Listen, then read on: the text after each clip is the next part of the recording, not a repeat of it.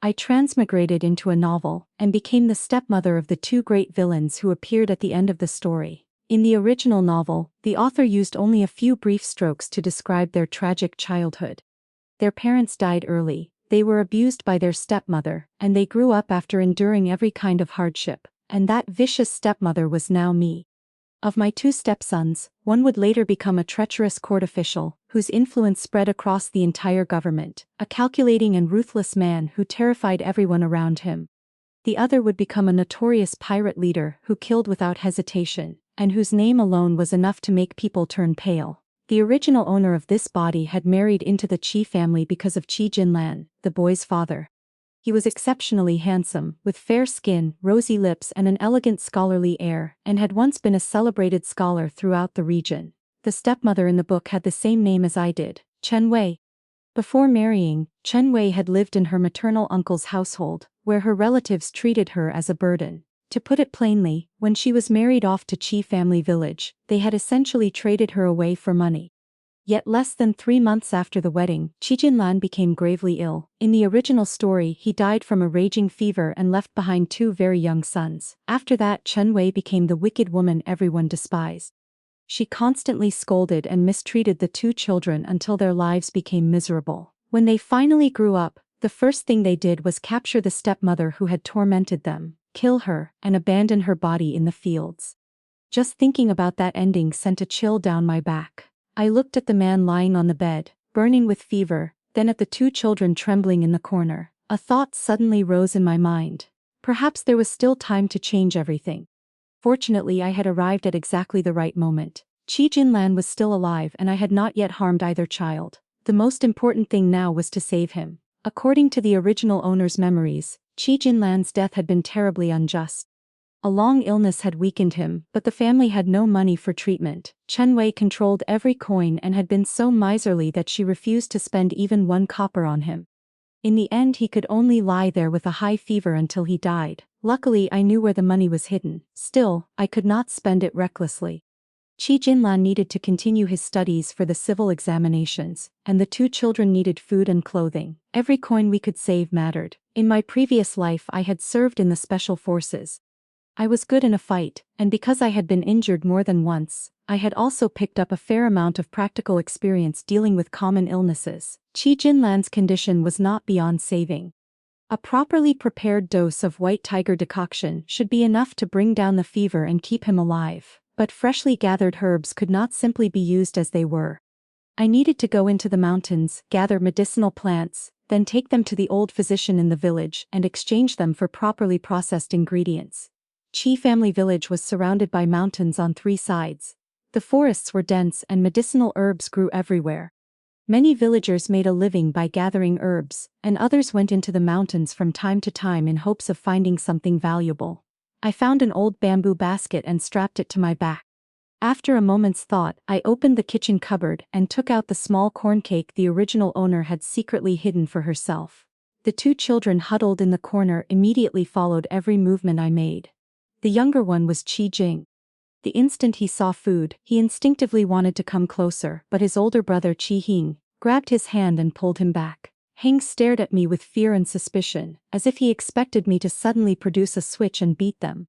I sighed, broke off a piece of the corn cake, ate it, and placed the rest on the table. "Now can you eat without worrying?" I asked. My voice was softer, not intimate but no longer cold. "I'm going out to gather medicines. You 2 eat first. There is boiled water in the kitchen. Drink it after it cools a little." Then I added, "Wet a clean cloth and wipe your father down from head to toe. Keep doing it until the water turns cold." Chi Hung still did not move. His guarded gaze never left me. "Jing is still little and does not understand much yet, but you are different," I spoke slowly. "If this fever does not come down, your father may not survive. Whether you follow my instructions is your decision." Chi Hing's expression darkened. He was only a child, yet his eyes already held a composure and calculating intelligence far beyond his years. It was unnerving. He truly did have the makings of the feared corrupt official he would become in the book. I only had to explain once for him to understand. White tiger decoction required 4 ingredients. 2 were extremely common, things even farm families sometimes used in cooking, while the other 2 were not particularly rare either. I also planned to gather some more valuable medicinal plants, to trade with physician Li in the village. so I would have something set aside for the days ahead. I followed a narrow path along the foot of the mountain and searched through the thick undergrowth. Experienced herb gatherers and hunters sometimes ventured a little farther in, but very few people went much deeper. I was not afraid. With the training from my previous life, even if I encountered a wild animal I could not defeat, I was confident I could escape. It was May. The weather was warm, the sunlight soft as a thin veil, and the air smelled of fresh grass. There were quite a few people near the base of the mountain, most of them villagers who had known the original Chen Wei. The closest to me was Granny Zhang, carrying a basket full of freshly picked wild greens. When she saw me, she paused in surprise. "Oh, Jinlan's wife, you're going up the mountain too?" I casually pulled up a few dandelions and dropped them into my basket before nodding. "Yes, I'm gathering some herbs so Physician Li can process medicine for my husband. I'll also see if I can find some wild vegetables so the children have something to fill their stomachs." Granny Zhang's expression shifted. Chen Wei's old reputation as a vicious stepmother clearly had not disappeared from people's minds. She studied me for a long moment, then sighed, took a handful of greens from her basket and handed them to me. "Take these and eat them. As for those weeds you just picked," she pointed at the dandelions, "only pigs eat those. No one in the village eats them." I smiled faintly and made a mental note. So people here did not know that dandelions were edible, or that they could also be used medicinally to clear heat and toxins. The wild vegetables near the mountain had almost all been picked clean, yet dandelions still grew in broad green patches like a carpet. "Thank you, I understand. I'll throw them away later," I said casually. "I'm going farther in to see whether I can find any other herbs." As I walked deeper into the mountain, the voices behind me gradually faded. I pushed aside leaves and searched for familiar medicinal plants such as skullcap, Rehmannia root, and balloonflower root, simple but useful herbs. The farther I went, the fewer people I saw. Eventually there was nothing but distant birdsong. A little later I met two hunters carrying bows. We nodded to one another and continued in different directions. After that I saw no one else. Along the trail I found several fresh animal tracks. I crouched to examine their shape and depth and quickly determined that they belonged only to small animals. I set a few simple traps and continued deeper into the forest. There were plenty of rabbits, squirrels, and other small creatures darting through the trees, though each one offered little meat. Fortunately, my hunting skills had been highly rated in the military. I chose a favorable position, kept the wind in mind and acted decisively. Before long I had caught 3 rabbits. I placed them in the basket and covered them with wild greens and herbs. Today's harvest was already quite good. I was about to head home. Qi Jinlan's illness could not wait, and the 2 children were probably hungry by now. But at that moment, a savage animal roar came from ahead, mixed with a hoarse cry for help. I immediately set down my basket, pulled out my small axe, picked up several dry branches, and sharpened their ends into makeshift weapons. Following the sound, I hurried forward and quietly climbed a nearby tree to assess the situation. The man calling for help was Uncle Wu, the best hunter in the village. He had also climbed a tree, but the branch supporting him was too thin. A huge wild boar below kept ramming the trunk, and the branch clearly would not hold much longer. I remembered that in the original story, Uncle Wu later helped the 2 boys when they were grown, and they repaid that kindness. I could not simply watch him die. I studied the boar. It was already badly wounded, bleeding from one side and breathing heavily. This was the best chance I would get. I moved along the branches to a sturdier tree. The boar had lost so much blood that it had become frenzied and less alert, focused entirely on the prey above it. I chose my opening and threw the axe with all my strength. The blow struck home. The boar roared and whipped around toward me. Only then did Uncle Wu notice me. Jinlan's wife. I deliberately acted frightened, clinging to the tree as if I could barely hold on. With my free hand, I kept thrusting the sharpened sticks toward the animal. This body was weaker than the one I had possessed in my previous life, but it was still strong enough. The wounded boar thrashed wildly. Uncle Wu seized the opportunity, climbed down, recovered his hunting knife, and worked with me until the animal finally went still. When Uncle Wu and I dragged the enormous boar back to the village, the whole place erupted with excitement. No one had brought down such a large animal in years. Uncle Wu was an honest man. Everywhere he went, he told people that I had saved his life. He even insisted on giving me the entire boar, saying he would keep only the hide as a memento. I understood that a conspicuous prize easily invited envy. I smiled and refused, accepting only half the meat and telling him to bring my share over after the animal had been divided. Once that was settled, I went straight to Physician Li's house to exchange my herbs.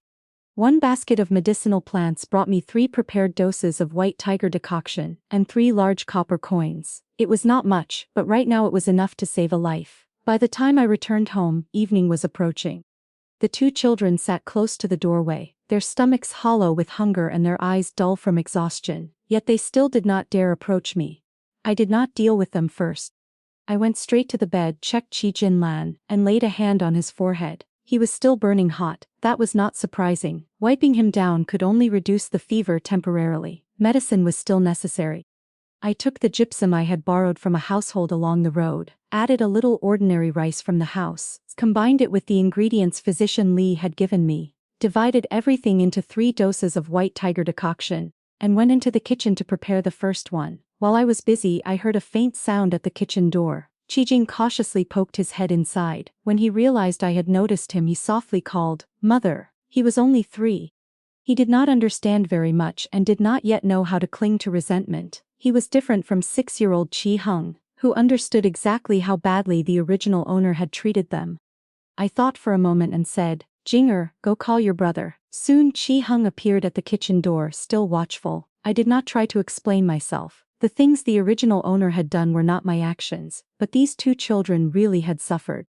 Only time could prove what kind of person I intended to be. "This is the medicine I traded for from physician Li," I told him. "Watch it carefully and keep stirring. If it burns, your father won't be able to drink it." Something flickered in Qi Heng's eyes, but suspicion quickly returned. I sighed. "It's medicine for your father. Go on. I still have to make dinner. I've been busy since morning, and even I'm hungry now." I cleaned the 3 rabbits I had caught.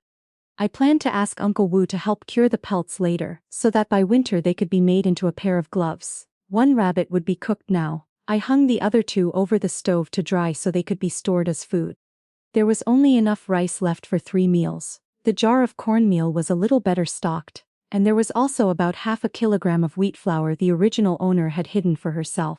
The money she had hoarded amounted to only a few dozen copper coins, not nearly enough for Qi Jinlan's medicine. He also needed money for his studies. The family owned about half an acre of good farmland, but hiring people to work it cost money every season, and our current income could not cover our expenses. Before he fell ill, Qi Jinlan had already considered giving up the civil service path and staying in the village to teach children. As I cooked the meat, I thought about our future. Soon the rich smell filled the small kitchen. A stomach growled. I turned and saw Qi Jing staring wide-eyed at the pot before lowering his head in embarrassment. Both boys had inherited their father's good looks. Years of poor food had made them thin, but they were still more striking than other village children. I truly could not understand how the original owner had been cruel enough to treat them as she had. "Hungry?" I crooked a finger. "Come here." Qi Hing immediately tensed, but he did not dare leave the medicine pot. Qi Jing looked at his brother, then slowly walked toward me. I gently pinched his cheek. "Wait a little longer, it isn't ready yet." Qi Jing seemed not to have expected that he would be allowed any. A rare, innocent smile immediately spread across his face. Qi Hing remained where he was, never fully lowering his guard. By the time the fragrance of steamed rice drifted through the kitchen, the medicine was ready too. Knowing Qi Hing still did not truly trust me, I told him to carry the medicine to his father himself. I only stood nearby and watched. Once I saw that he handled everything properly, I returned to the kitchen. Qi Jing was no longer as afraid of me, and followed me around chattering. I lifted the rabbit meat from the pot, then blanched the wild greens Granny Zhang had given me in the broth and took them out, turning the meal into 2 dishes. Qi Jing watched with shining, hungry eyes. I gave him 1 piece of meat. Although he was ravenous, he still chewed slowly. It was obvious Qi Jinlan had taught his sons carefully. "Mother, it's delicious," he said. "Go back to the room. I'll bring the food in so we can eat together." Qi Jing nodded and ran off on his short legs. When I carried the meal inside, Qi Heng had already finished giving his father the medicine, and was sitting blankly beside the bed. When he saw me, he quietly exhaled as though a weight had lifted from his chest. He was only a child, but after years of neglect he had learned to live on guard, afraid that I would abandon the 2 brothers and leave. I waved him over. "Come eat." He looked at Qi Jinlan before finally sitting at the table, as if he wanted to say something but stopped himself. I told him, "Your father has taken the medicine. Give it time to work. Eat first." Qi Jing sat obediently beside him and tugged at his sleeve. "Brother, mother's cooking is really good. Eat." Qi Heng stroked his little brother's head and looked up at me. Only when I nodded did he pick up his chopsticks. The brothers ate with remarkable restraint. chewing carefully and behaving so politely that I could not help approving of them. When they put down their chopsticks and tried to clear the table, I stopped them. Wait. I have something to say. Wariness flashed across Chi-hung's face as though his expression were saying, so she really didn't have good intentions after all. I ignored it and continued calmly. You're still young, I don't expect you to immediately accept me as family. But as long as I am your mother, I will protect you and make sure you do not go hungry or cold. If when you grow up you still don't want me to be part of your family, I won't force myself on you. I'll leave. That is the road I'm leaving open for myself. Over the past few days I had quietly observed them. Neither child was bad. Heng was intelligent and suspicious, but he had never harmed anyone. Jing was innocent and kind. If you become people others fear in the future, it will probably be because circumstances forced you step by step. I am willing to change those circumstances for you, but if you do not want me, I will not force you. After I finished, Chi-hung's rigid body finally relaxed. Jing-er only understood half of it and looked around in confusion, but Chi-hung understood everything. Perhaps he realized I truly was different now. When I went to wash the dishes, he followed and offered to help. I asked him to keep an eye on the medicine pot instead, and he nodded happily. Just as I finished in the kitchen, Jing-er ran in and shouted with delight, "Mother, brother, father isn't hot anymore." Chi-heng's head snapped up so quickly he nearly dropped the bowl in his hands. I was about to go check when Jing-er tripped over the threshold and fell. I hurried over, picked him up, and examined him. He had only scraped himself in a few places, but his already torn clothes now had another hole. His eyes filled with tears. He clutched the torn fabric and looked at me anxiously. Chi-heng came over too. Watching my expression, he gently pushed Jing-er forward and whispered, "Hurry and apologize." I stopped him. "You only apologize when you've done something wrong. Remember that. If you have done nothing wrong, you do not owe anyone an apology." Chi-hung froze in surprise. I rubbed Jing-er's scraped knee and coaxed him gently. "Does it hurt? In front of family you don't have to pretend you're fine. If you're upset, come find mother. If you want to cry then cry.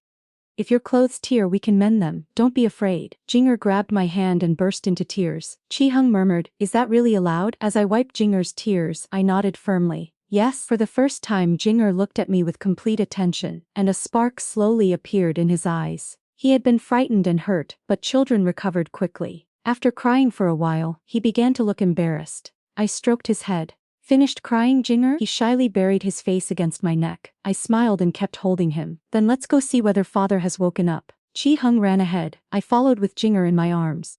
Heng was sitting by the bed with a bright expression, which had to mean good news. I touched Chi Jinlan's forehead. The fever had indeed dropped considerably. He was still unconscious, but I finally exhaled in relief. At least he was no longer in immediate danger. Jing-er wrapped his arms around my neck. "Why hasn't father woken up yet?" Chi-hing looked at me anxiously too. I reassured them, "He's just sleeping, he should wake later. If he still hasn't woken by evening, we'll wake him to eat something so he doesn't lose too much strength." A loud voice suddenly came from the courtyard. "Jinlan's wife, are you home?" I looked through the window and saw Uncle Wu walking into the yard carrying half of the enormous wild boar, well over 50 kilograms. So he had brought my share. "Uncle Wu, wait a moment, I'm coming." Then I patted Chi-hung's head and smiled mysteriously. "Hanger, come outside, I have something good to show you." Chi-hing was still cautious, but he was a child after all. Curiosity won and he followed me. When he saw Uncle Wu carrying half a wild boar, he stood speechless. I nudged him lightly. "Go look. We'll eat some tonight." Jinger immediately cried, "Mother, I want to see too." "Of course." I followed them into the courtyard. Uncle Wu stood in the middle of the courtyard laughing heartily. "Your mother isn't fooling you. This half of the boar belongs to your family." Chi-hing's eyes went round. Uncle Wu scratched his head. "Your mother saved my life. Without her, I wouldn't have made it back. To be honest, this boar should count as her kill, yet she still gave me half." Chi-hing looked even more astonished. I only smiled. It was luck. Uncle Wu had already badly wounded it. I only helped a little. Uncle Wu waved that away. "Don't be modest. Just tell me what you want done with the meat." "I'd like to keep a little. Please help me sell the rest," I said. "You know Jinlan is still taking medicine, and once he recovers he needs to continue his studies. Hanger is old enough to start school too. We need money. Meat is a luxury out here. Some villagers can go an entire month without tasting fresh meat. If we keep half a huge boar in the house, we'll probably invite thieves to our door before long." Uncle Wu was an honest man. Hearing this, he sighed. "It hasn't been easy for you, all right. Keep enough meat to nourish the children, and I'll take the rest to sell." I set Jinger down, took a kitchen knife, cut off about 5 kilograms of pork belly, and wrapped it carefully. Uncle Wu praised me for knowing how to choose the best cut, then hoisted the rest and left. Chi-hing hesitated for a long moment before asking softly, "Can I really go to school?" "Of course you have to study, Jinger too," I answered firmly. A rare trace of joy appeared on Chi-hung's usually composed face. Both boys had already received basic lessons from Chi Jinlan. Jinger was still little, and had only just begun practicing characters, while Hung had already started reading the classics and histories. I wanted them to study, understand principles, and learn to distinguish right from wrong so that one day they would not become people hated by the world or repeat the tragedy written in the novel. Before dinner, Chi Jinlan finally woke. The two boys were so happy they nearly cried. They crowded around their father and told him everything that had happened. I pulled over a chair, sat beside them and listened quietly, occasionally adding a sentence or two. From the conversation I realized that before Chi Jinlan fell ill, the original Chen Wei had still known how to pretend to be a gentle stepmother. She had not yet shown the children the full extent of her cruelty. That was probably why Chi Jinlan's impression of me was not yet completely terrible. I had no feelings for him, but seeing him awake still left me relieved. In this ancient society, having an adult man in the household made many things easier to handle. After exchanging a few more words, I got up and went to check dinner. In my previous life as a Special Forces soldier, there had been very little I was attached to, but one thing I always remembered was the comfort of a good meal, the smell of a kitchen fire, and the feeling that someone was waiting at home. Now that I finally had the chance to cook properly, I intended to do it well. The corn cakes mixed with wheat flour came out golden and fragrant. The braised meat I had started in the afternoon was tender and richly seasoned. I also dressed the dandelion greens I had gathered that morning and served them cold. A proper meal was soon on the table. Chi Jinlan's fever had eased. He was still weak, but he could get out of bed. The moment he stepped outside and smelled the food, he paused. "You're still sick," I told him. "Don't eat too much meat." Jinger ran over and hugged my leg. Looking up, he asked, "Mother, can I eat a lot?" I rubbed his head. "You shouldn't eat too much either, or your stomach may hurt, but you can have a little more than your father." Jinger immediately beamed. He went back to help his brothers support their father to the table, then obediently sat beside Chi Hung. Chi Jinlan looked at the food. "Is this the wild boar Uncle Wu brought?" The boys must have told him while I was busy in the kitchen. I nodded and briefly told him what had happened in the mountains. Chi Jinlan sighed again and again. "That was too dangerous. It's because I'm useless that I've burdened you." Chi Hing and Jinger looked at me with open admiration. It seemed my efforts over the past few days had not been wasted. "You haven't burdened me," I said with a smile. "If the children or I were ill, I believe you wouldn't stand aside either. Now eat. They've been waiting long enough." The moment they were allowed to eat meat, the two children forgot some of their careful manners and stuffed their cheeks full, looking unbearably cute. Chi Jinlan still ate slowly and with restraint. Everyone enjoyed that meal to the fullest. Afterward, I told Chi Jinlan to rest. I sat beside his bed with the boys and played with them. At some point, Jinger fell asleep in my arms. Chi Hung was yawning too, his eyelids drooping. Under the pale yellow oil lamp, Chi Jinlan's thin but handsome face looked unexpectedly gentle. Watching the scene, I silently counted myself lucky. The beginning had been miserable, but perhaps things were not so bad anymore. I carried the boys back to their room. When I returned, Chi Jinlan was still awake. I hesitated, then removed my outer robe and lay down on the outer edge of the bed. He took my hand, a trace of guilt in his voice. "You've suffered because of me." "Then hurry and recover," I replied. Early the next morning, Chi Jinlan's temperature rose again. I prepared another dose of medicine for him before washing up.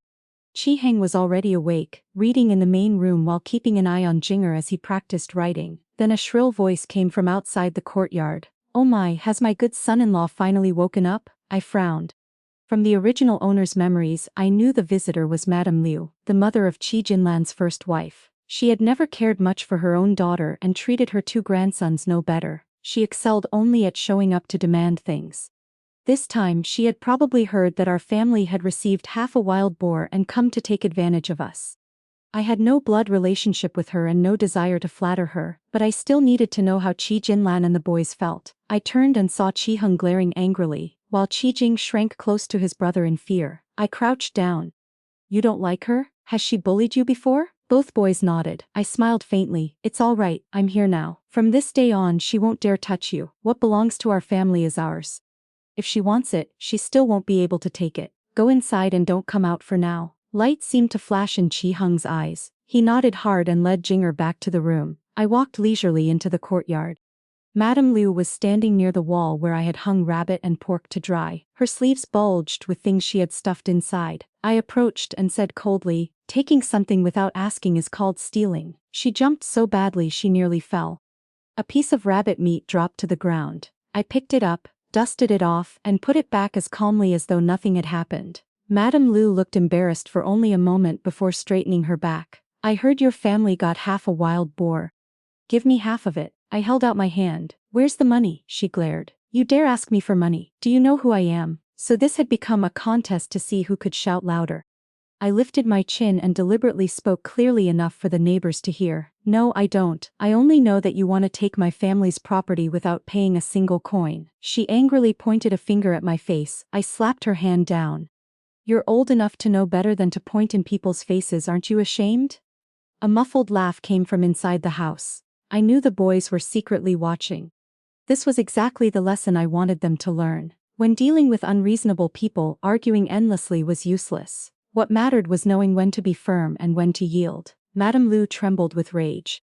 Finally she pointed toward Qi Jinlan's room and shouted, "My son-in-law is in there." I tilted my head. "But I'm not your daughter. You think that matters? You're giving me half this boar whether you want to or not.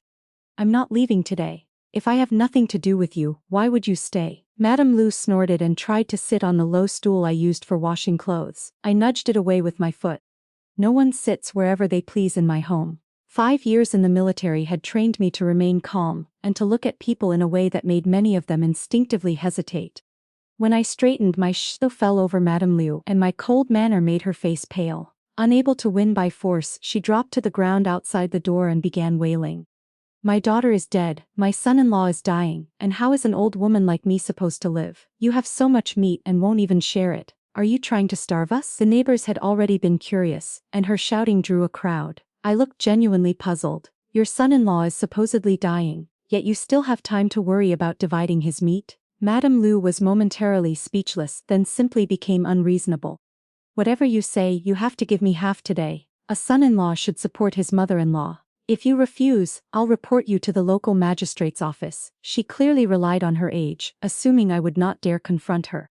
"Then go report me," I said. "I'd like to hear what the magistrate says. I hear disrespect toward one's parents is a serious offense, but so is failing to care for your own child and thinking only of yourself.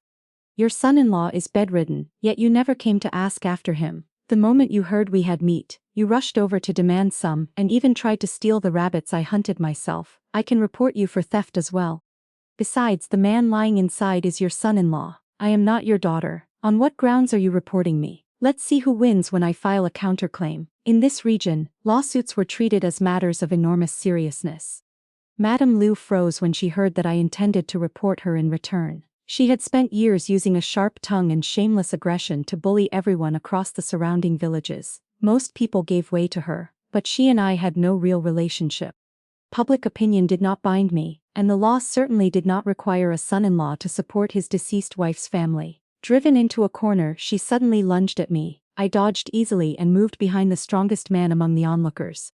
"If you want the pork, fine, bring money and buy it. My husband is seriously ill and needs medicine. You say supporting you is his duty, so helping him should be yours. Why haven't you contributed a single coin toward his treatment?" The neighbors knew Madame Liu's character. After watching long enough, they were no longer willing to let me be bullied. She was from another village, while many local children had been taught by Qi Jinlan. Several hot-tempered women immediately grabbed her arms. Madame Liu screamed, "Qi Heng Qi Jing, your maternal grandmother is being bullied. Come help me." The two boys came out. At the same moment, Qi Jinlan appeared as well. He had a thin blanket draped around his shoulders, his face pale and his steps unsteady. If I had not known better, I might have thought he was truly on the verge of collapse. People in ancient times certainly knew how to perform. Qi Jinlan's acting was so natural it was almost flawless. The boys had clearly been instructed in advance. They ran over, clung to my legs and began to cry. Qi Heng sobbed, "Mother, father says there is no money left, so I can't go to school anymore. He says I should go live with grandmother." Qi Jing wailed too. "Father says we have to eat less from now on. Mother, I'm hungry. Is there any meat left from yesterday?" I looked miserably at Qi Jinlan. "Why did you come out? Didn't the physician say we couldn't afford more medicine and you would have to recover slowly on your own? Qi Jinlan smiled with the gentle refinement of a scholar. I heard mother-in-law had come, so I wanted to ask when her family plans to repay the tale of silver they borrowed from us. We truly are almost out of rice. He leaned weakly against the doorframe, looking at her with hopeful eyes. Madame Liu's eyes widened. What tale of silver? You said we could take it, not that it was a loan. You don't plan to repay it. The crowd began murmuring. How pitiful. With in-laws like that, they'll suffer for years. I heard her family treated their daughter terribly. Who knew they'd still come exploit the son-in-law after she died? Exactly. Everyone for miles knows Madame Liu has no shame. The comments were not quiet. Madame Liu's face turned red. She began looking for a way to retreat. I glanced at Qi Heng. He immediately understood and threw himself at her leg. Grandmother, I want to study. Will you support me? Qi Jing tried to follow his brother's example. Madame Liu had never cared about the boys and was terrified they would cling to her. She snapped. What grandmother? Your mother is dead. I have nothing to do with either of you. I looked at Qi Jinlan. He understood, sighed, swept his sleeve and turned away as if giving up. Qi Heng kept crying loudly. I said, words alone aren't enough. Qi Heng and Qi Jing carry your daughter's blood. I'm only their stepmother, and their father is gravely ill. By every argument you've just made, shouldn't you be responsible for them? Madame Liu panicked and kicked Qi Heng away. Write an agreement. People like you will only cling to me. Hanger, go ask your father to write that your grandmother wants to cut off all ties. Qi Heng got up and cried even harder as he slowly went inside. A moment later he returned with a sheet of paper whose ink was still wet, holding it behind his back. A long sigh came from Qi Jinlan's room. Now the children and I all need money, he said from inside. Ah Wei is the only woman in the household. What are we supposed to do? Madame Liu shuddered. She snatched the paper, stamped it with her red fingerprint, threw it back at me, and left immediately. Qi Jinlan's handwriting was elegant and the wording was clear. Madame Liu, acting on behalf of her entire family, formally severed all relations with the Qi household. Good. We had finally rid ourselves of a group of shameless relatives, and Qi Heng's future official career would carry one fewer vulnerability. Holding the agreement, I let my eyes redden and addressed the neighbors. Please bear witness. From today onward, the Qi family and the maternal family of Qi Jinlan's first wife have completely severed relations. The neighbors agreed at once. Don't worry, Jinlan's wife. We all witnessed it. Everyone had seen how unreasonable Madame Liu had been, even renouncing her own grandsons. No one could pretend otherwise. Late that afternoon, Uncle Wu returned from the market and handed me a money pouch. Somehow he had already heard what Madame Liu had done. He had barely entered the door before he began cursing her. That Madame Liu is no good. It's better not to deal with her. For your family, cutting ties is a blessing. That woman does not have a shred of compassion. If something like this happens again, come find me. You saved my life. Helping you drive away rotten relatives is nothing. I only regret getting back too late to see the trouble she caused. Qi Jinlan and I repeatedly thanked him.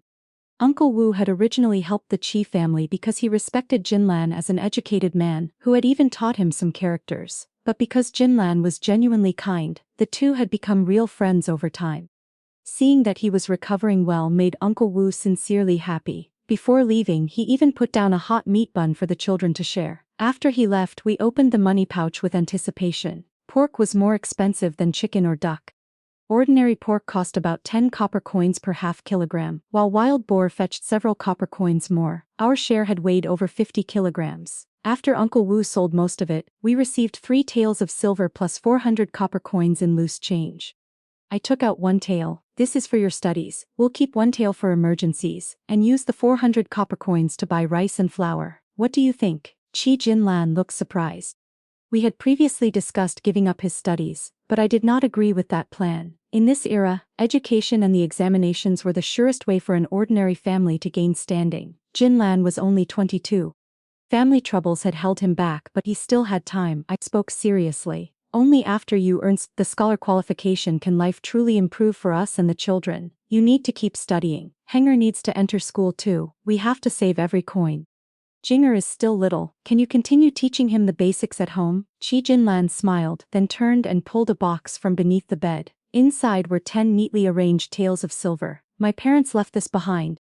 I intended to save it for Hanger and Jinger. Now I'll give it all to you. You can decide how it should be used. Then, as if he felt the need to explain, he added, I never even told their mother about it. I understood. His first wife had been unable to withstand her own mother's constant emotional pressure. If Madame Liu had known this money existed, she would probably have taken every last coin. And the original Chen Wei had been unreliable. It was perfectly reasonable that Qi Jinlan had not trusted her either. I gently pushed the box back toward him. My heart felt much lighter. With this money, his schooling and the boy's education would not be an immediate problem. Leave it there. When we truly need it, I'll take some. Jinlan cupped his hands toward me. I'll do as you say, my wife. Then he returned the box to its hiding place.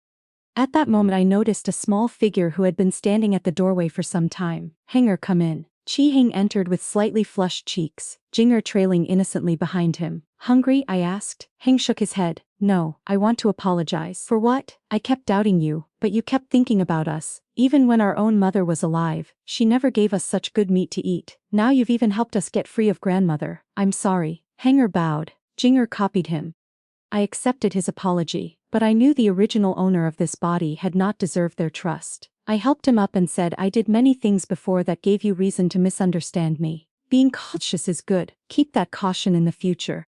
Do not let people use you, and do not trust everyone easily. But you also need to learn who truly cares about you, or you may end up hurting people who mean you well. I spoke sincerely. Qi Heng bowed respectfully again. Mother, I understand. Qi Jinlan smiled and praised him repeatedly. Good, very good. I felt pleased. I had assumed it would take much longer for Heng to truly accept me. Unexpectedly, Madame Liu's visit had accelerated everything. I had them sit down and asked, what did you learn from what happened today? Qi Heng answered seriously, you can't keep indulging people with bad intentions. I glanced at Qi Jinlan. If he had not yielded to Madame Liu over and over, she would probably never have become bold enough to keep ordering her former son-in-law around even after he remarried. Qi Jinlan coughed lightly. I looked back at Heng. Anything else? He thought for a moment. You have to know how to use another person's own words in arguments. Jinger cut in. And cut ties with bad people. I nodded several times. Correct. There's one more thing. Hanger, if you and your father both intend to pursue the civil examinations, you especially cannot let relatives like that become a weakness others can use against you. Hold on to reason. If the principle is on your side, you can stand firm anywhere. Qi Heng nodded hard. I believed he understood. Qi Jinlan clearly understood as well, or he would not have cooperated with my little performance. Jinger anxiously tugged at my sleeve. Then what path will I take when I grow up? I asked him. What path do you want? I want to be a great general and defeat bad people. Qi Jinlan lightly tapped his head and shook his own head at me. Jinger truly has no interest in books. I'll teach him the basics first, and we can decide later. Then we'll decide later, I agreed. But I remembered what the novel had said. Jinger had been born with extraordinary strength.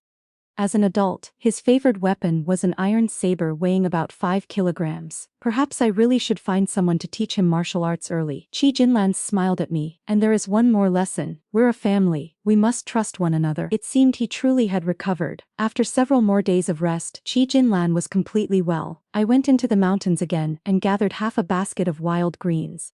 Along the way I found several medicinal plants and picked those too, planning to exchange them at Physician Li's house for a few copper coins. The crude traps I had left earlier had caught a pheasant and 2 rabbits. I put them into my basket, covered them with greens and carried everything home. Before leaving the mountain I set several new traps. We had eaten meat every day recently, but our grain stores were almost gone. This was the lean season between harvests. Nearly every household was short of food, and even inside the village there was no one with spare rice or flour to trade. Qi Jinlan and I took both children to town to buy rice and wheat flour. At first I planned to make Qi Heng and Qi Jing a new set of clothes each, but Heng stopped me. Mother, what we're wearing is fine. Everyone dresses like this. Plenty of people won't even buy new clothes for New Year. If we suddenly dress differently, people will become suspicious. He was right. The villagers here represented the ordinary working people of the age. Clothes were meant first to cover the body and keep out the cold.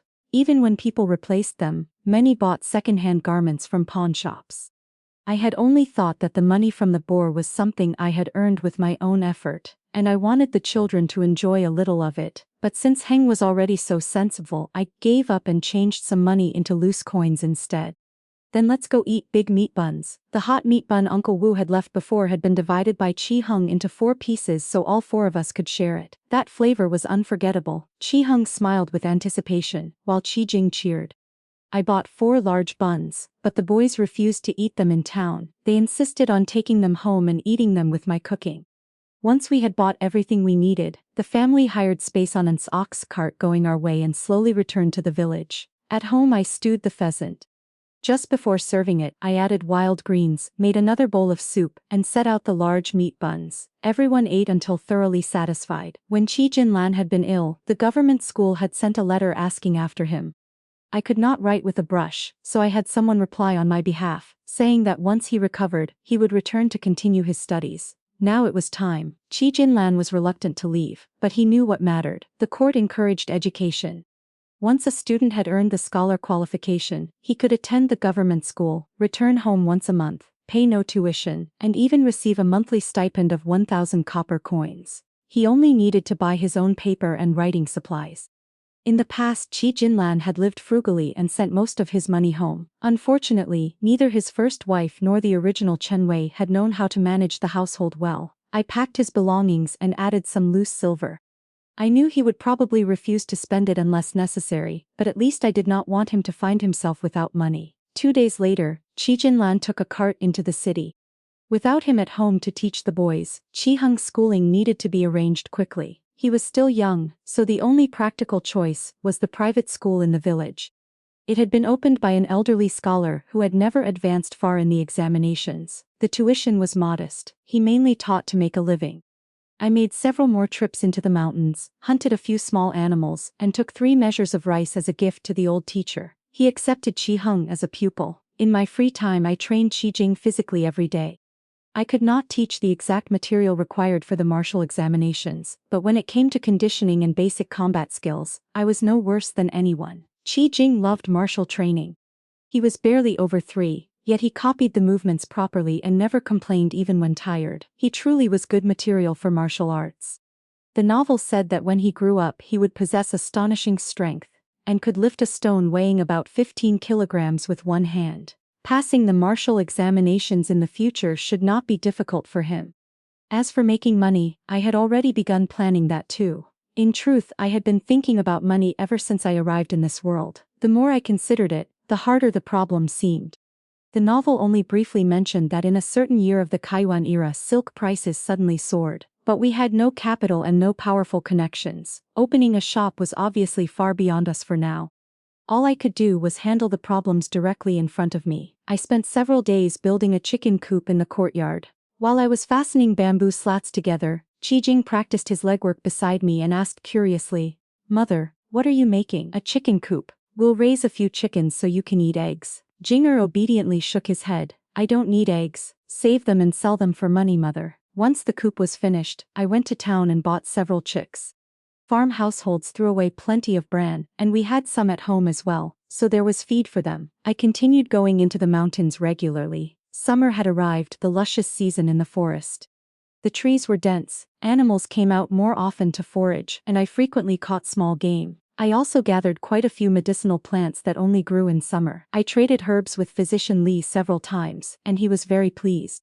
Because I ventured deeper into the mountains than most villagers, I sometimes found rarer medicinal plants. He told me that after processing them, he could sell them to the pharmacy in town for a decent profit.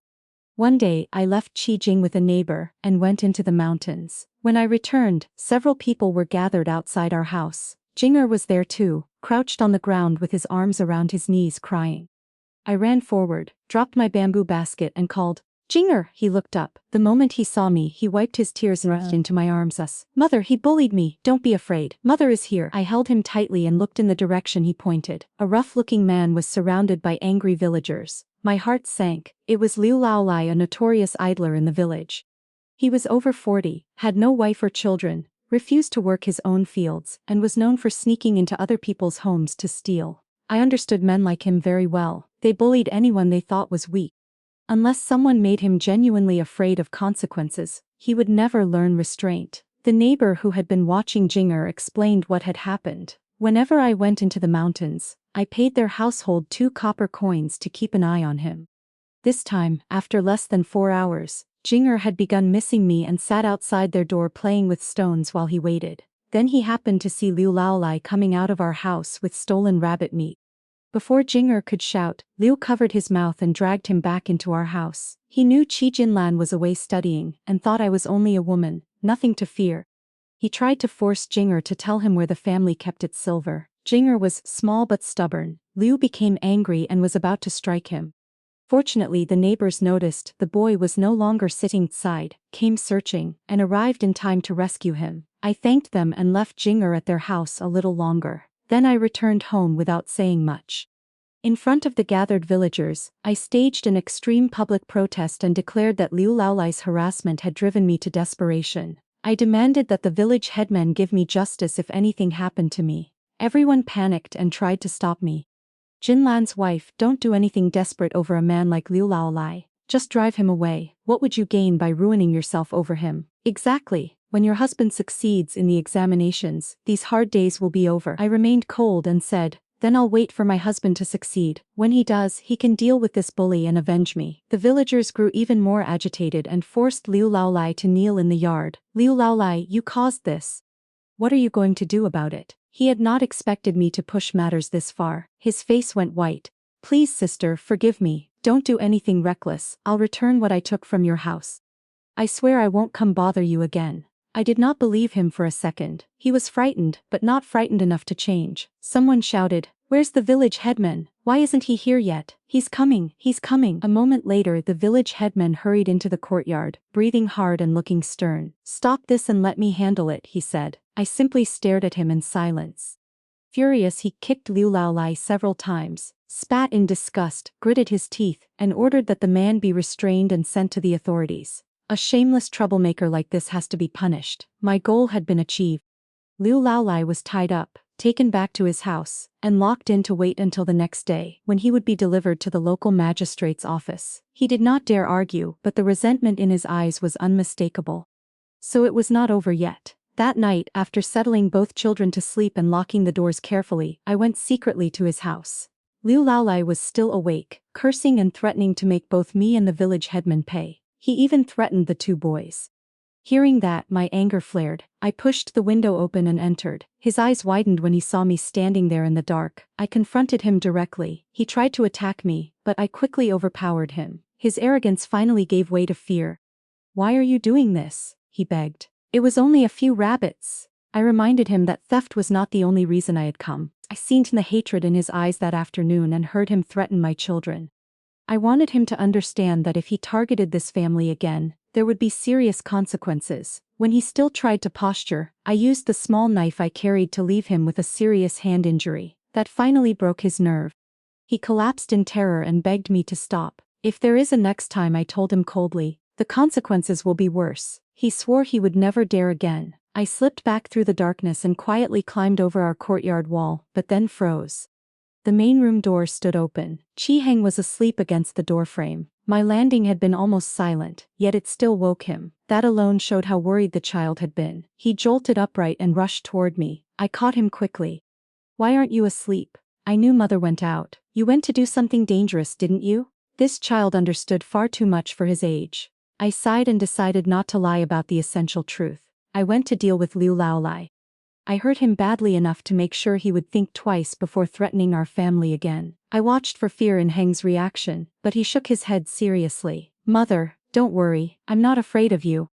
I only think you've been treated unfairly. You work so hard for our whole family, yet when bad people appear, you still have to be careful because you're afraid of damaging father's reputation or mine. You can only solve things quietly." I asked, "You don't blame me for leaving Jinger with the neighbors?" He sighed like a grown man. "Mother did it so the whole family would have food and clothing. You only went because you had no other choice. Otherwise, why would you work so hard?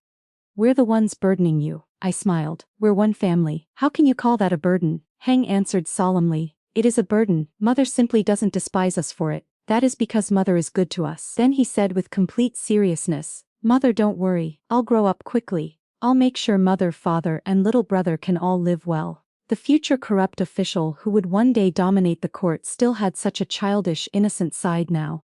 The novel had never described exactly what he suffered after becoming orphaned, but I could imagine what it did to a child with no parents and no protection. In the original plot, he scraped his way up from the bottom of society.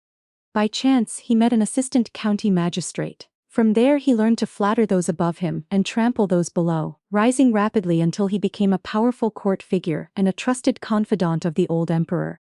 Yet he knew that imperial favor could vanish at any time. Once he had power, he built his own faction, amassed wealth, spent extravagantly, and even shielded pirates. His name became so hated that even children would cry at the sound of it.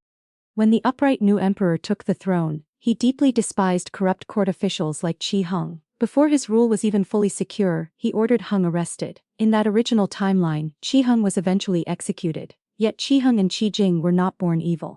They could distinguish right from wrong. The novel had turned them into villains only after circumstances pushed them, step by step, toward darkness. Now that I was here, I would not let them become the disasters described in the book. It was not only about saving my own life. I truly could not bear to watch these children walk that road. Liu Laolai at least had finally been frightened for real. The next day he was quietly delivered to the local magistrate's office. When people asked why he looked battered, he did not dare tell the truth and only claimed that a thief had broken into his home and attacked him. The novel had also mentioned that in the 10th year of Kaiwen, a huge rainstorm in Qi family village caused an ancient tomb to collapse. In the original timeline, Qi Hung happened to be wandering nearby. He narrowly escaped death and picked up quite a few antiques. Knowing he could not let anyone discover them, he hid them beneath the house. Much later, after meeting the assistant county magistrate, he used them as starting capital, and now it was precisely the 10th year of Kaiyuan. At the end of June we finished harvesting the wheat and settled the first half-year's farm accounts. The old farmer who worked our land was honest and extremely capable. After accepting his pay and taking a draw from his pipe, he asked me, "Mrs. Chi, what do you plan to plant next?" "I've already thought about it." "Radishes?" he asked. "The rainy season is coming. Radishes would work. Once the rains pass, it will be about time to harvest them." Sure enough, our wheat had only been drying for a few days when heavy rain began. We managed to get ours dry in time, while many households had not finished bringing theirs in. I silently admired the old farmer's eye for weather and timing. With the rain, I could not go into the mountains, so I stayed home and practiced leg techniques with Qi Jing. While training, I remembered the ancient tomb. Villagers were already discussing how unusual the weather had been this year. The storm described in the novel had to be this one. After several sunny days, rain suddenly came down as though the sky had been overturned. The private school teacher had told the children that on days of severe rain they did not need to attend class and should review at home, so Qi Hung stayed in. Early that morning, I prepared enough food for the entire day. I told Heng not to open the door for anyone and to wait for me at home. Qi Jing clutched my clothes and refused to let go. "Mother, where are you going?" Qi Heng looked at the rain pouring outside. "Mother, it's raining this hard. Can't whatever it is wait until the storm stops?" I shook my head. I did not know exactly where Qi Hung had found the treasure in the original timeline. I had to search the area myself. If I waited until the rain ended, I might miss the opportunity. Worse, people would start going outside again and could discover what I was doing. "Wait for me to come back," I said firmly, "and remember, if anyone knocks, never tell them I'm away. Say I'm sick and need to rest." Qi Jing did not fully understand, but Qi Hung knew he could not persuade me. He obediently took his little brother inside to practice writing. I put on a rain cape, carried a bamboo basket and went to the place described in the book. I did not see a single person along the way. Soon I reached a mountainside different from the one where I usually gathered herbs. The novel said the ancient tomb lay on the eastern slope. I searched for a long time without seeing anything that resembled one, so I chose a thickly wooded place to shelter from the worst of the rain. The downpour and cold wind made even this healthy body shiver. I had no idea how the little Qi Hang of the original timeline had endured it. I listened to the rain. About 2 hours later, mud and water began surging down the mountain like the mudslides I had seen on the news in my previous life. Though not on a catastrophic scale, I quickly climbed a large tree. Another 2 hours passed before the rain finally began to weaken. I waited another 4 hours. By the time my legs had gone numb, the storm had long since faded, and the mountain had grown quiet, with only thin streams of mud still creeping downhill. I climbed down and searched through the muddy water. Not until dusk did I finally find several old objects. A finely carved piece of ancient jade, a luminous pearl about the size of a fist, and a tightly sealed box. I did not know what was inside, so I took everything. Along the way I found several large, perfectly round, lustrous pearls and dropped those into my basket too. The novel had not described the location precisely. Perhaps the tomb itself lay higher up and the storm had washed these objects downhill. When I reached home, I immediately changed clothes and dried my hair. Qi Hang was still sitting patiently in the main room, waiting exactly where he had been when I left.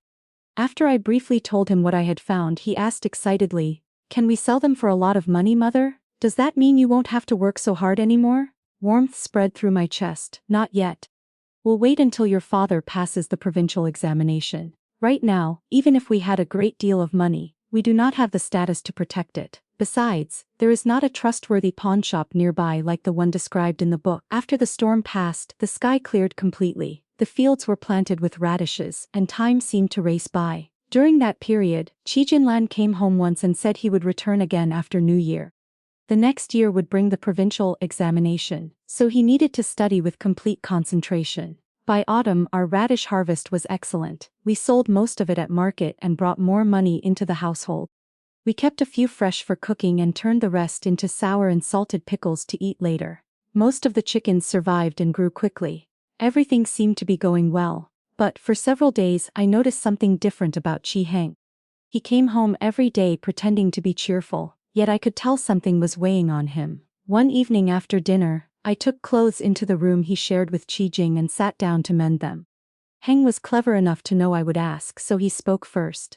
"The village headman's nephew doesn't like me. Is it because I study better than he does?" The village headman's household was somewhat better off than ours, but not by much. Family background was not the real issue. Chi Heng had revealed astonishing talent almost as soon as he entered the private school, and that naturally made some children jealous. "Maybe," I said, "but he only excludes you. He hasn't hit you or done anything worse?" "No. I'm just unhappy." "You want to fit in with them? At least enough not to be isolated?" Chi Heng nodded. "Wanting friends is normal. I hope you have a few sincere ones too. Do you want Mother's help?" He nodded again.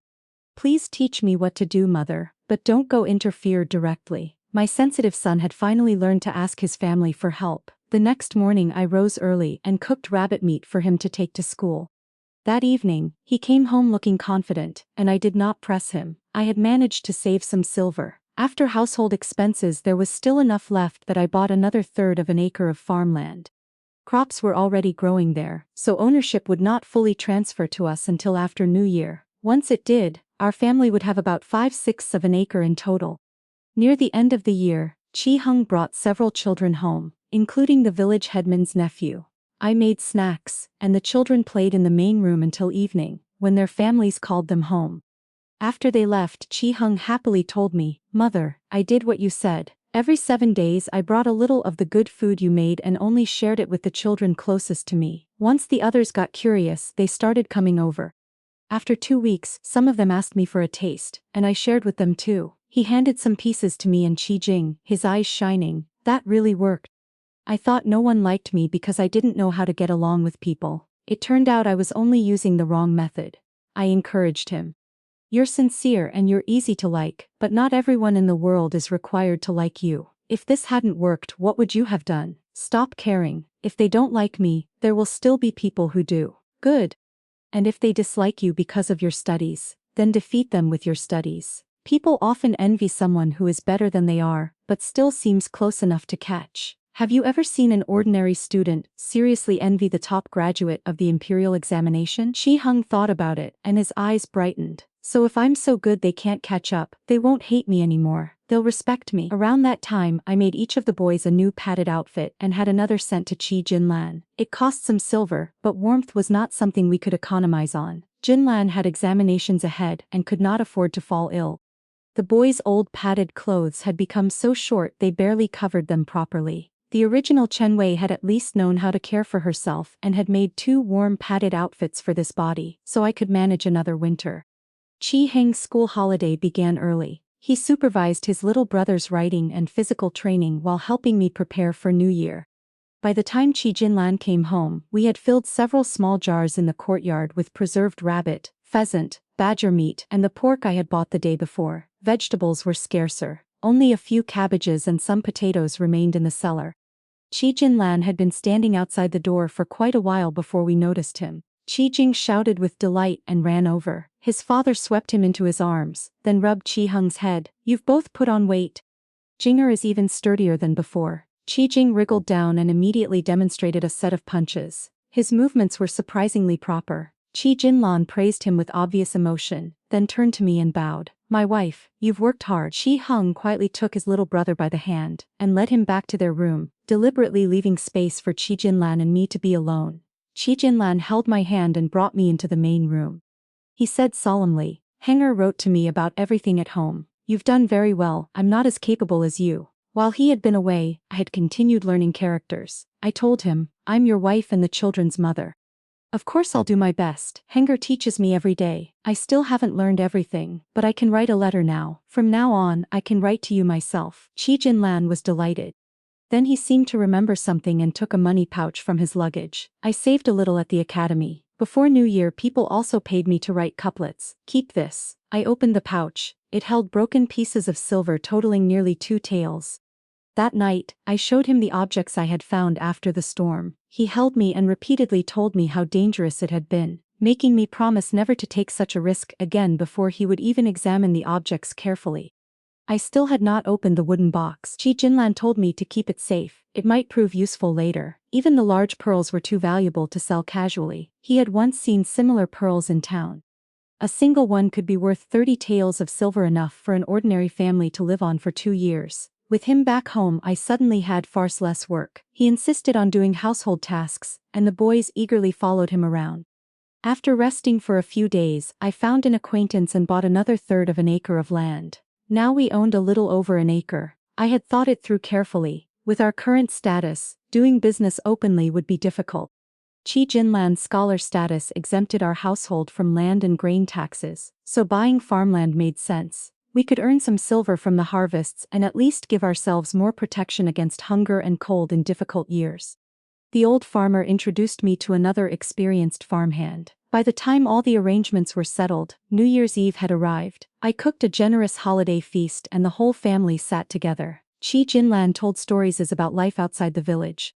Qi Jing ate until both hands were shiny with grease. Qi Heng softly scolded his little brother, though he was smiling all the while. My previous life had been brilliant in its own way, but I had spent it alone. Now I had fallen into a book and was living an ordinary life, yet I had a home. Perhaps this kind of life was good too. After New Year, Qi Jinlan reluctantly left again. Before he went, I told him, the letters I write to you must never be shown to anyone else. He did not understand why, but he nodded and agreed. I knew his character. Once he gave his word, he would keep it. I had read some of his essays. His learning was not bad at all. The reason he had failed to advance was partly that he needed more accumulated knowledge, but also that his view of the world was too narrow. His writing could be rigid. So I began writing to him. The first page of every letter contained news from home. On the second, I told him stories and described the wider world. I wrote about the grandeur of Bashan and the 5 sacred mountains, and about the customs of the people living at their feet. I explained how devastating floods could become and, based on things I had seen or heard in my previous life, described several approaches to water control. I also wrote about differences between Buddhism and Taoism. When Qi Jinlan replied, he said he had incorporated some of the ideas into his essays, and his teacher praised his tremendous improvement. In later letters, he kept telling me about new insights. The more he learned, the more he felt that his former self had been like a frog at the bottom of a well, seeing only a tiny patch of sky. In truth, I did not remember that much.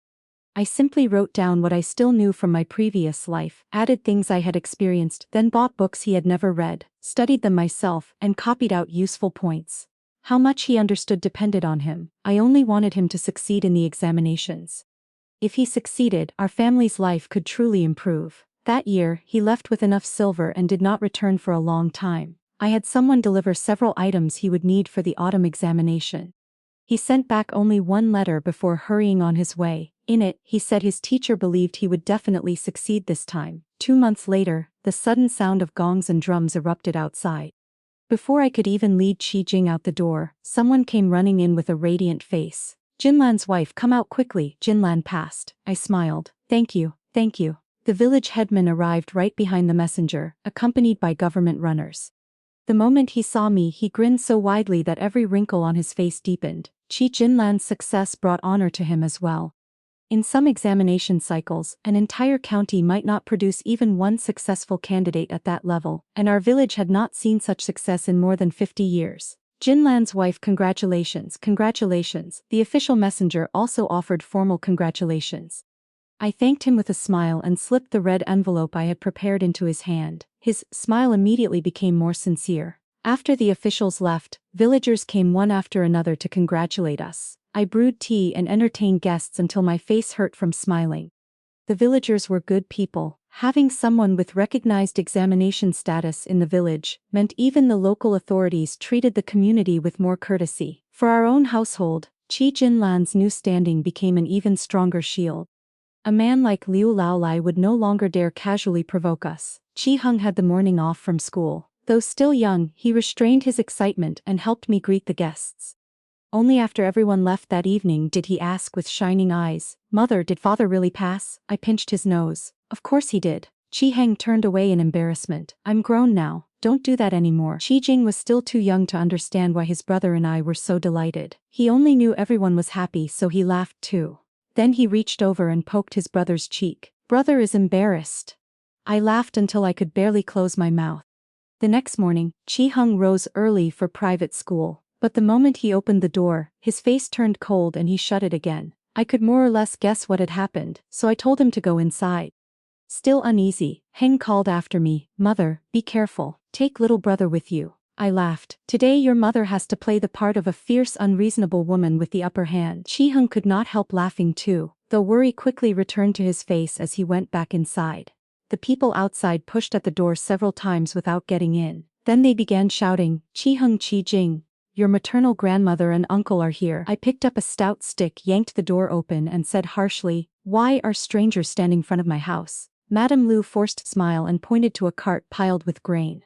"What do you mean strangers? I'm the boy's maternal grandmother. I heard Jinlan passed his examination, so I came to celebrate." She tried to force her way inside. I braced the stick across the doorway. "You already severed relations with us. Anyone who tries to enter my house and take what isn't theirs will have to answer to the stick in my hand first." Madame Liu shrank back and looked at the middle-aged man beside her. He was Qi Heng's maternal uncle Liu Yitong, also known locally as Liu Fantong. He tried to smooth things over. "What we said before was too absolute. Even broken bones are still connected by sinew. Family ties can't be cut so easily." I tapped the stick down by his feet. He immediately crouched in fright and babbled that yes, ties had been cut, but he personally had never agreed to it. "Your mother represented the whole family when she severed relations with us," I replied. The commotion drew the neighbors out to watch. The village headman soon arrived, frowned, and ordered the two troublemakers restrained and sent back to their own village to be dealt with by the local headman. He warned that they were disturbing the household scholar who had passed the examinations. If they came again, they would be taken straight to the authorities. Madame Liu and Liu Yitong both trembled. I finally relaxed. At least for the moment they would not dare return. A few days later, I received a letter from Qi Jinlan. He wrote that one of the examination officials had greatly admired his essays and accepted him as a student. He had been granted a month at home, after which arrangements would be made for him to go to the capital and continue studying. I knew Qi Jinlan's success had been somewhat narrow. Yet the official who had taken him as a student was none other than the grand tutor of the current dynasty. If Jinlan could broaden his horizons under such a teacher, then after 3 more years of preparation for the metropolitan examination, his writing should gain far greater depth. Earning the highest civil service degree would no longer be an impossible dream. Only a few days after the letter arrived, Qi Jinlan came home. The moment he entered, he bowed deeply to me. "My wife truly has remarkable talent." I smiled and showed him the books I had bought, claiming I had merely learned those ideas from reading. He did not doubt me. Instead, he sighed repeatedly. "So it isn't only the books of Confucius and Mencius that are worth reading. If you hadn't reminded me, I wouldn't have realized how narrow my view was." I encouraged him with a light laugh. "Now that you know, broaden it." "My wife is right," he said. "After studying with my teacher for a year, I intend to travel and learn from different places. My teacher has already agreed. What do you think?" Naturally, I supported the idea. He looked delighted, then unexpectedly blushed. "Would you come to the capital with me?" I nodded. Now that he had earned real scholarly standing, the antiques I had found during the storm could finally be sold. Establishing ourselves in the capital no longer seemed impossible, and the children also needed access to better teachers. I brought out the old objects. The pearls could be taken to town and exchanged for silver the next day. The ancient jade and luminous pearl were valuable enough that I planned to take them to the capital and pawn them there. Only the sealed box remained unopened. Let's open it, I said. If what's inside is suitable, you can give it to your teacher. Qi Jinlan was not a rigid, foolish scholar. He knew he possessed very little and that, if he wished to offer his teacher a meaningful gift, the contents of this box might be his only chance. He nodded. I opened the lid. Inside lay a long object wrapped in many layers of moisture-resistant cloth. The wrapping method was careful and professional. Despite the passage of many years and some deterioration, the contents had survived remarkably well. Layer by layer, we unwrapped it and discovered a rolled painting. Qi Jinlan carefully spread it out. Before us was a landscape painting with broad, open brushwork and a natural sense of space preserved almost perfectly. My teacher loves landscape paintings, he said. I don't recognize the name on this seal, but he knows my family is poor. Even if the artist isn't famous, he won't blame me. What matters is the sincerity of the gift. He carefully wrapped everything again and hid it in a secret compartment beneath the bed. Then he came close to me, his ears turning red, and said softly, "My wife, the spring night is short, we should rest." Qi Jinlan stayed home for 1 month before leaving. 5 pearls were exchanged for 150 taels of silver. I kept 50 taels and sent 100 with him, along with the painting by the unknown artist. I still had many matters to settle, so I remained behind and did not travel to the capital with the boys until the end of the year. I used all 50 taels to buy land and asked the old farmer to find reliable people to oversee it. We sold all the chickens and gave away the remaining pickled vegetables. In another letter, Qi Jinlan told me what had happened to the painting.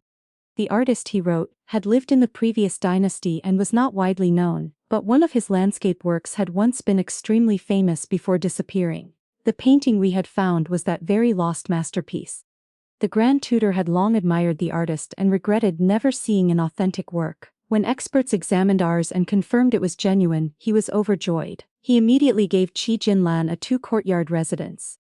Qi Jinlan did not dare accept such a gift, but the elderly Grand Tutor's face darkened. This authentic painting would be worth 10 such residences, he said. Only then did Qi Jinlan accept. The Grand Tutor asked where the painting had come from.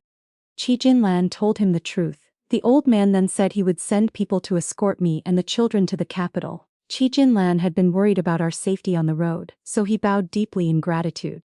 Who would have thought that one painting would solve our housing problem before we even reached the capital? I suspected the escort party would arrive soon. A few days later we set out by carriage. The boys had never traveled far. Everything along the road seemed new to them, yet they remained obedient and well-mannered. Whenever we encountered unfamiliar food or customs, I let them try things or stopped, so they could watch and broaden their experience. But just before we entered the capital, something happened. Qi Heng met the person who, in the original story, would become his lifelong rival. Zhou Xiao was only 7 at the time. He came from a prominent family, was extraordinarily talented, and had been strict and upright since childhood. In the original plot, he despised flattering, corrupt men like the future Qi Heng and was even present at Heng's execution. We encountered Zhou Xiao in a small town holding New Year celebrations. One activity involved lantern riddles. There was a special set for children, and the prize was a small inkstone. I asked the Grand Tutor's escorts whether we could stop. Once they agreed, I encouraged Qi Heng to participate. He was excellent. He answered half the riddles without making a single mistake. Just then, Zhou Xiao happened to ride past. He stopped, joined the contest and answered smoothly. Before long he had caught up with Qi Heng. Heng looked at me. I nodded, signaling him not to panic. He took a deep breath and continued writing his answers. In the end, both boys solved every riddle correctly, one after the other, and each received an inkstone. Zhou Xiao merely gave a cold snort and left. Qi Heng had just earned the first inkstone of his life, but before he could enjoy it, his face fell. I took his hand. Let's go, back to the carriage. Once inside he remained gloomy and carelessly set the inks aside as though it meant nothing. I turned stern. Qi Heng. It was the first time I had deliberately called him by his full name in that tone. He immediately became frightened. Knowing I intended to correct him, he pressed his lips together and his eyes filled with tears before I even began. Qi Jing did not understand what was happening and reached up to wipe his brother's tears. But Heng turned his face away, unwilling to let his little brother see him cry. I said, "If you keep letting other people's opinions control you, then everything I've taught you has been wasted." That boy only gave a dismissive snort, and suddenly you don't value the work you did yourself. If he mocked you, or even tried to start a fight, would you refuse to eat just to make a point? Heng stared down at his hands. I continued, "People are not born equal in circumstances. Some are rich and some poor. Some are powerful, while others live at the very bottom. Once we reach the capital, you will face far more slights than this. Will you carry every one of them in your heart? Can you really take every slight so deeply to heart? I continued. He looks down on you now. What you need to do is become someone people no longer dare look down on. Sitting there resenting it and complaining, that is what would truly be beneath you. Chi Heng burst into tears from shame. Mother, Hanger knows he was wrong. I pulled him and Qi Jing into my arms. Someone who looks down on you because of your birth shows a lack of cultivation in himself. Truly great scholars do not despise people for humble origins. And someone believing you are inferior does not make you inferior. My Hanger will pass the scholar's examination just like his father. Qi Heng wiped his tears. I understand, mother. I shouldn't let other people control my heart. I nodded. You're still young. Being affected is normal, but mother believes you will learn to move past it. Remember, whatever happens, tell your parents. Don't hide everything inside yourself. Qi Heng against me and whispered, Thank you, mother. Qi Jing had understood only about half the conversation, but he lifted a small fist and made his own solemn promise. Jinger will pass the martial provincial examination too. I pinched his nose, amused but also weighed down by responsibility. The road ahead was long. Children were young and easily influenced. Fortunately, I was still here. I could notice when they began to stray and guide them back in time. As our carriage reached the city gate, I saw Qi Jinlan standing in the distance, waving. When we came close, he climbed into the carriage. Both boys immediately threw themselves into their father's arms. Qi Heng's eyes and nose were still red, making it obvious he had been crying. Qi Jinlan asked at once, What happened? Embarrassed, Qi Heng told him the whole story. Qi Jinlan listened carefully, then turned to me. You've had to work hard, my wife. I am their father, yet I've been away so much that I did not even know what was weighing on my own child's heart. Then he looked down at Qi Heng. Your mother is right. The capital is full of powerful and noble families. Our status is nothing remarkable. When I first became the Grand Tutor's student, quite a few people made cutting remarks to my face. Some things I could explain, other things I could not, so I simply acted as though I had not heard them. He smiled faintly. If I stored every insult in my heart, how would I still have the peace of mind to study? I no longer care. They eventually grew tired of talking and said less, and if I accomplish something one day, why would those people still be worth arguing with? Qi Heng listened with a thoughtful expression. This time I knew the lesson had truly reached him. The next day our whole family changed into newly made clothes and went to the Grand Tutor's residence to pay our respects. The old madam of the household was clearly accustomed to a privileged life, yet her face and eyes were gentle. The older boy had learned self-restraint early, while the younger still understood little, yet neither showed fear. The old madam praised them. Servants had already reported what happened on the road, she said, and the children had clearly been taught very well. Then she remarked that I seemed sensible and upright, and that Qi Jinlan was fortunate to have me. I hurriedly replied, You flatter me. The old madam only smiled. You are broad-minded and intelligent. She removed a gold bracelet from her own wrist and placed it on mine. I loved this when I was young. Now I'm old and it no longer suits me. Bright things like this belong on young people. I thanked her quickly. Then the old madam brought out 2 embroidered pouches and gave one to each boy. Neither child dared accept immediately. They both turned to look at me. I nodded slightly. Only then did they take the pouches and say thank you together in their small voices. The old madam looked even more pleased. That evening, after we returned home, I discovered several tiny golden pig figurines inside each pouch.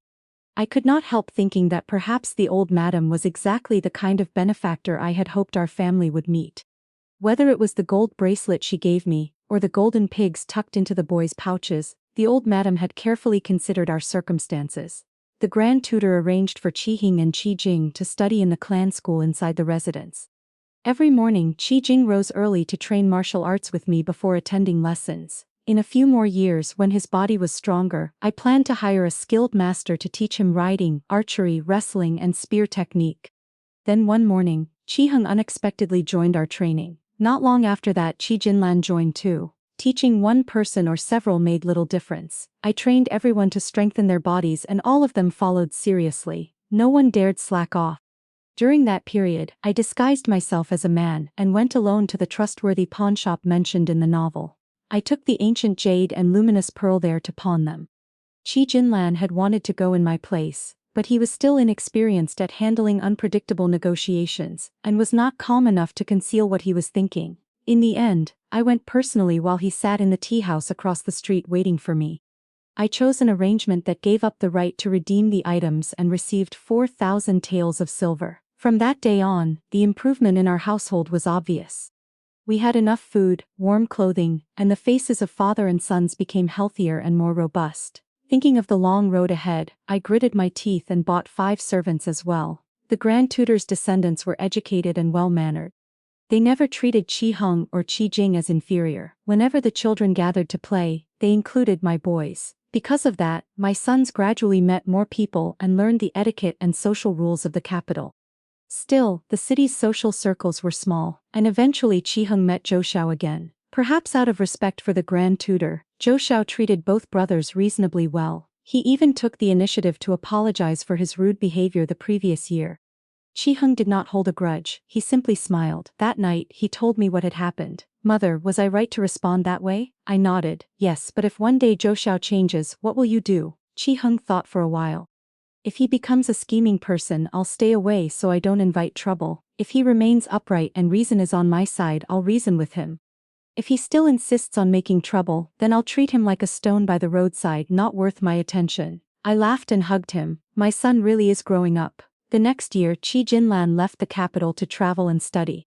Wherever he went, he sent letters home describing the scenery, the people, and unusual things he encountered. Every letter was detailed. He said I had never traveled far, so he wanted to use words to paint for me everything he saw. I only smiled when I read that.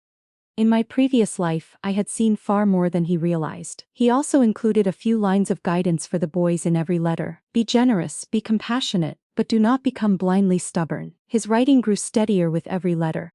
I could see that he was becoming a man who understood more of the world. As for me, with the Grand Tutor's household behind us, I finally began thinking seriously about business. I hired an experienced manager and seized the opportunity to buy silk and brocade while prices were still low. Before long the prices surged. My shop, Jinyun Pavilion, became a well-known cloth house in the capital. I began planning a second shop as well and gradually bought more land, building a foundation for the entire family's future. Time passed quickly. Chi Heng eventually returned home after passing the scholar's examination, calmer and more confident than before. Then gongs and drums sounded once more outside our home in the capital. Qi Jinlan had succeeded in the metropolitan examinations and ranked first in the second class. Before that celebration had even faded, another piece of good news arrived. I was pregnant. For all the years I had lived in this world, my body had shown no sign of pregnancy. At times I had wondered whether, because my consciousness came from another world, this body could not fully adapt and I would never have a child of my own. But heaven had not cut off that possibility. The child was not absent, it had simply come later. Qi Jinlan was so happy that he nearly lost his usual composure. Before he had even settled down, he began choosing names. If it's a boy, we'll call him Qi Hao. If it's a girl, Qi Yu. I could only laugh as he walked circles around the table, repeating both names as though afraid he would forget them. Qi Heng immediately declared that he would become a little teacher and teach his future siblings to read. Qi Jing thumped his chest and promised he would teach them martial arts. By then, Qi Jing was 9. He was strong and tall, much bigger than most children his age. One glance was enough to see the outline of a handsome, powerful young man in the future. Qi Jinlan and I had been discussing how to find a proper martial master for him. Unexpectedly, Jinger went out one day and found his own teacher without even meaning to. He had gone to buy Suzhou roast duck for me and happened to encounter General Li, who was dressed in ordinary clothes and eating at a restaurant.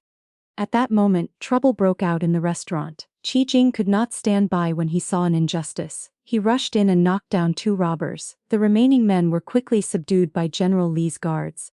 General Li looked at the young boy, impressed by both his courage and his solid movements, and laughed. "Boy, aren't you afraid of robbers?" Qi Jing raised his head. "No, robbers are nothing but petty criminals. Why should someone with ambition bow to people like them?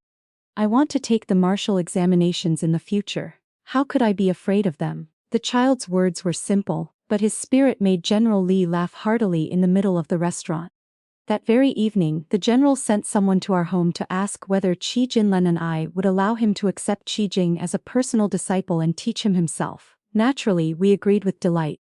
My second son would no longer follow the road that had led him to piracy in the original story. A general had taken him as a disciple. In the future, he would become a man who could live with honor and hold his head high. Then the day of my delivery arrived. 2 newborn cries filled the room. I had safely given birth to twins, a boy and a girl. When Chi Jinlan heard, he was so overjoyed that he repeatedly questioned the midwife, "Truly, 1 boy and 1 girl?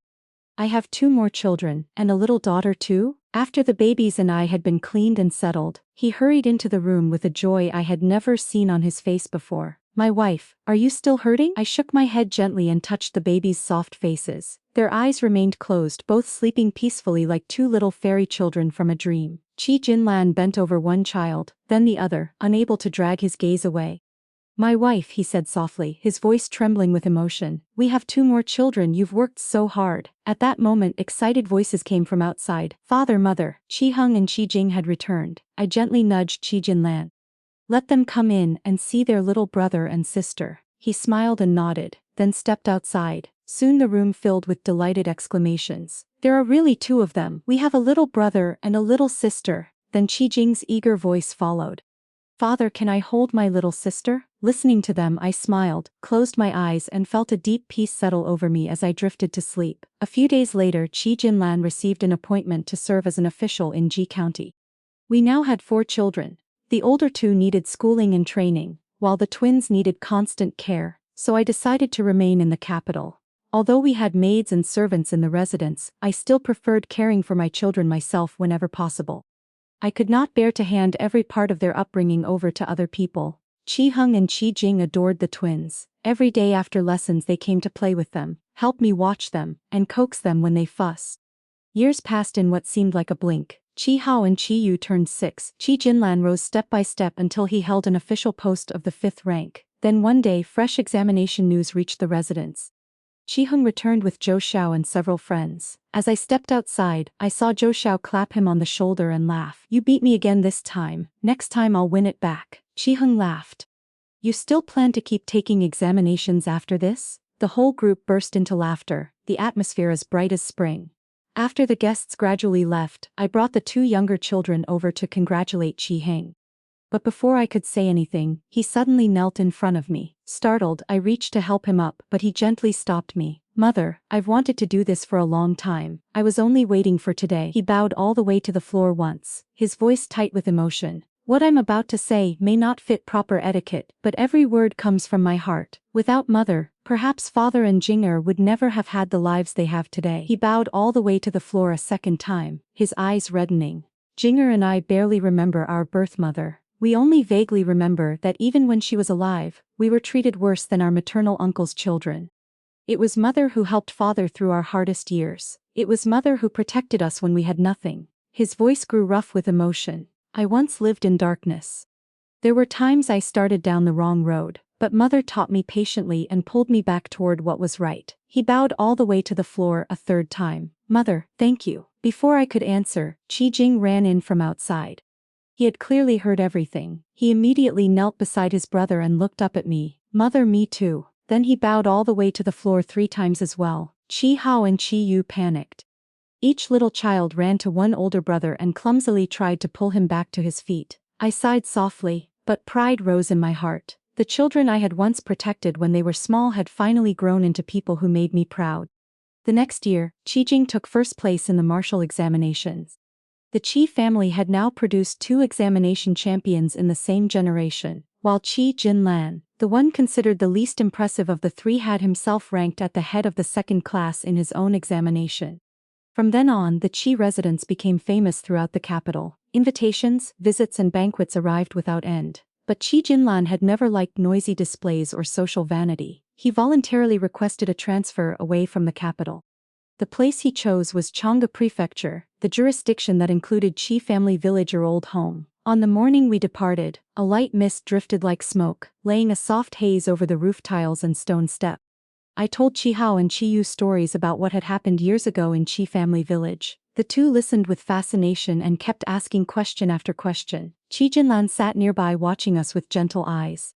"All these years you stayed in the capital because of me," he said softly. "You've had to make quite a few sacrifices." I only smiled. What have I given up?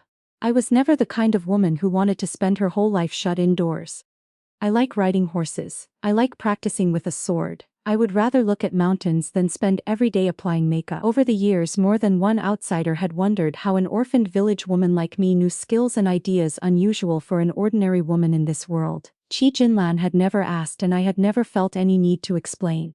Because in my heart, I knew that however dazzling the capital's splendor might be, it could never compare with a clear blue sky and the familiar smell of earth in Chi family village.